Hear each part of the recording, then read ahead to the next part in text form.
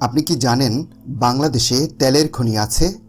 তাহলে প্রশ্ন হচ্ছে, আমরা কেন এখনো বিদেশ থেকে তেল কিনি?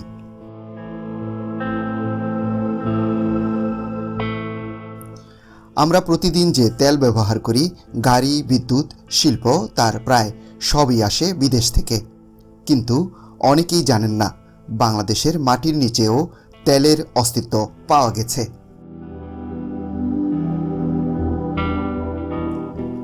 বাংলাদেশে এখন পর্যন্ত তেলের সন্ধান পাওয়া গেছে প্রধানত সিলেট অঞ্চলে, বিশেষ করে দুটি জায়গা, হরিপুর এবং কৈলাসটিলা। 1986 সালে হরিপুরে প্রথম তেলের সন্ধান পাওয়া যায়। এটি ছিল দেশের ইতিহাসে একটি বড় আবিষ্কার। এরপর কৈলাসটিলাতেও তেলের উপস্থিতি ধরা পড়ে, কিন্তু এখানেই গল্পটা শেষ না। তেল পাওয়া গেলেও বাংলাদেশ কখনো তেল উৎপাদনকারী দেশ হয়ে উঠতে পারেনি, কারণ প্রথমত তেলের পরিমাণ খুব সীমিত।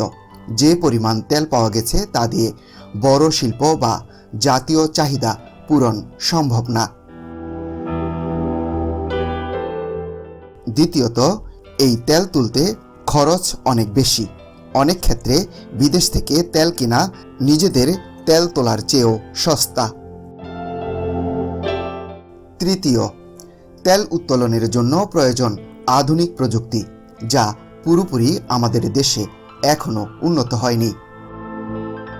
আরেকটি বড় কারণ সরকারি অগ্রাধিকার।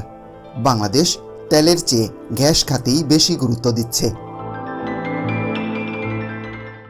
বাংলাদেশ আসলে তেলের দেশ না, বাংলাদেশ গ্যাসের দেশ। দেশে প্রায় 30টির মতো গ্যাস ক্ষেত্র রয়েছে, যেগুলো থেকে দেশের বিদ্যুৎ ও শিল্পের বড় অংশ চালানো হয়। তিতাস, বিবিয়ানা, হবিগঞ্জ, এই গ্যাস ক্ষেত্রগুলো বাংলাদেশের শক্তির মূল ভিত্তি। তাহলে তেলের জন্য আমাদের কি করতে হয়? সহজ উত্তর, আমদানি। বাংলাদেশ প্রতি বছর বিপুল পরিমাণ তেল বিদেশ থেকে কিনে, এতে খরচ বেশি হলেও সরবরাহ নিশ্চিত থাকে। তবে ভবিষ্যৎ পুরোপুরি অন্ধকার না। বঙ্গোপসাগরে এখনও তেল ও গ্যাস অনুসন্ধান চলছে। অনেক বিশেষজ্ঞ মনে করেন এখানে বড় কোনো রিজার্ভ থাকতে পারে।